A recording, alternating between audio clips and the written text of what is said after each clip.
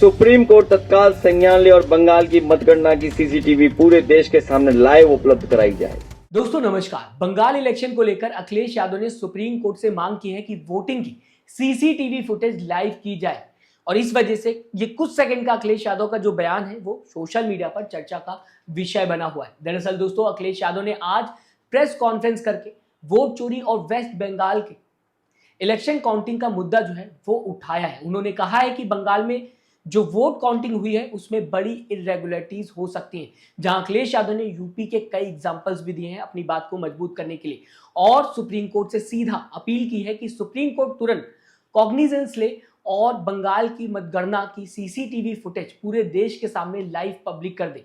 अपनी बात को मजबूत करने के लिए अखिलेश यादव ने यह भी कहा है जब सुप्रीम कोर्ट की सुनवाई लाइव हो सकती है तो वोट काउंटिंग की सीसीटीवी लाइव क्यों नहीं हो सकती, लोग इससे क्यों डर रहे हैं, अखिलेश यादव कहते हुए आगे नजर आए। उन्होंने पूरा जोर जो है वो इस बात पे दिया कि इलेक्शन प्रोसेस में पूरी ट्रांसपेरेंसी होनी चाहिए। ये अखिलेश यादव बताने की इस प्रेस कॉन्फ्रेंस में कोशिश कर रहे थे।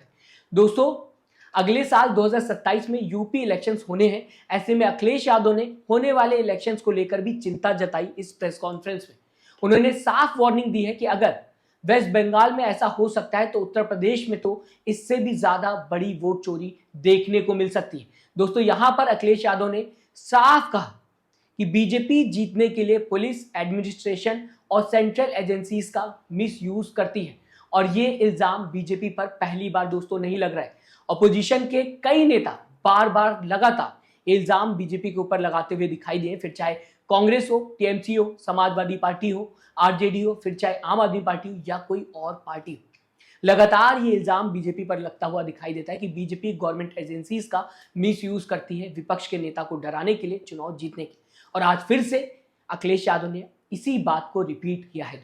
फिलहाल दोस्तों अखिलेश यादव ने अपने प्रेस कॉन्फ्रेंस में वोट चोरी को लेकर यूपी के पास्ट बाई इलेक्शन और चंडीगढ़ मेयर इलेक्शन का भी एग्जाम्पल दिया है, ये सामने आता हुआ दिखाई दिया। इस बीच प्रेस कॉन्फ्रेंस में अखिलेश यादव ने मीडिया पर तंज भी कसा। तंज कसना कभी भी भूलते नहीं अखिलेश यादव मीडिया पर, क्योंकि दोस्तों मीडिया ही है जो इमेज बिल्डिंग का काम करती है, जो वो एकदम नहीं कर रही है, एक साइड जाकर खड़ी हो गई। मीडिया चाहे तो किसी की भी इमेज को हीरो बना सकती है और किसी को भी विलेन बना सकती है। इसके लिए कई एग्जांपल्स मैं आपको दोस्तों दे सकता हूं और गोदी चैनल्स के बड़े बड़े न्यूज एंकर दिन रात यही काम करते हैं। एग्जाम्पल के तौर पर आज ही दोस्तों चित्रा त्रिपाठी जो कि बड़ी न्यूज एंकर है, एक ट्वीट करते हुए दिखाई दी कि 10 साल बाद कांग्रेस की सरकार केरल में आई है, या फिर यह कहा जाए कांग्रेस 10 साल बाद केरल इलेक्शन जीत गई है, मगर कांग्रेस सेलिब्रेट इसलिए नहीं कर रही है क्योंकि बीजेपी वेस्ट बंगाल जीत गई। और आगे लिखते हुए चित्रा त्रिपाठी दिखाई दी कि अपनी सफलता में खुश होने के बजाय दूसरों की सफलता से जलन इसी को कहते हैं।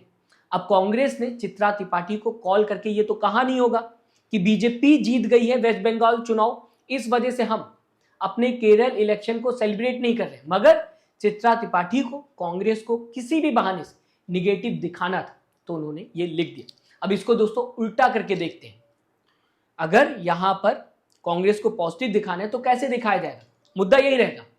लिखते हुए चित्रा त्रिपाठी अगर दिखाई देती, मणिपुर पिछले 3 साल से जल रहा है, इसीलिए कांग्रेस ने अपनी जीत, केरल की जीत को सेलिब्रेट नहीं किया और बीजेपी को कोई फर्क नहीं पड़ता, इस वजह से बीजेपी अपने वेस्ट बंगाल की जीत को सेलिब्रेट कर रही है। देखिए इलेक्शन का मुद्दा ही है, लेकिन पूरी इमेज जो है वो चेंज होते हुए दिखाई दी।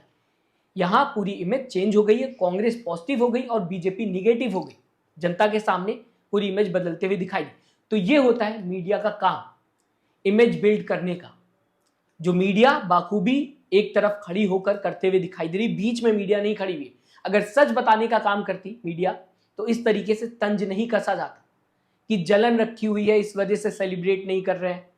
ये सारी बातें एक पत्रकार को नहीं करना चाहिए, किसी पार्टी के पाले में खड़ा नहीं होना चाहिए। दोस्तों फिलहाल अखिलेश यादव के मुद्दे पर वापस आते हैं। अखिलेश यादव कहते हुए दिखाई दिए कि मीडिया इस सीरियस मुद्दे को सही से हाईलाइट नहीं कर रही और बहुत सी बातें छुपा रही है मीडिया, ये अखिलेश यादव इस प्रेस कॉन्फ्रेंस में कहते हुए दिखाई दिए। उन्होंने मीडिया से अपील की है कि वो अपनी जिम्मेदारी निभाए और लोगों तक सच्चाई पहुंचाए। मगर दोस्तों शायद अखिलेश यादव को भी पता है कि ये मीडिया अखिलेश यादव की एक भी बात मानने वाली नहीं है। जो अखिलेश यादव ने कहा है उसे शायद पूरी तरीके से मीडिया इग्नोर कर देगी। और क्यों, ये भी सबको पता है। दोस्तों, अखिलेश यादव ने यह भी कहा है कि वेस्ट बंगाल में ममता बनर्जी ने अकेले बहुत मुश्किल लड़ाई लड़ी है और पूरे ओपोजिशन को एकजुट होना चाहिए। लास्ट में उन्होंने ये भी कहा कि बंगाल में जो हुआ उसके बाद बीजेपी वही 10 नंबर मॉडल यूपी 2027 के लिए बड़ा करके लाएगी। यानी कि यूपी में जो 2027 में इलेक्शन होने वाले हैं, यही बंगाल के तरीकों को बीजेपी यूपी में भी अपनाएगी। इसीलिए अभी सुप्रीम कोर्ट को इंटरवेन करना चाहिए ताकि आगे डेमोक्रेसी बची रहे। दोस्तों, Akhilesh Yadav basically election process में पूरी ट्रांसपेरेंसी की मांग कर रहे हैं।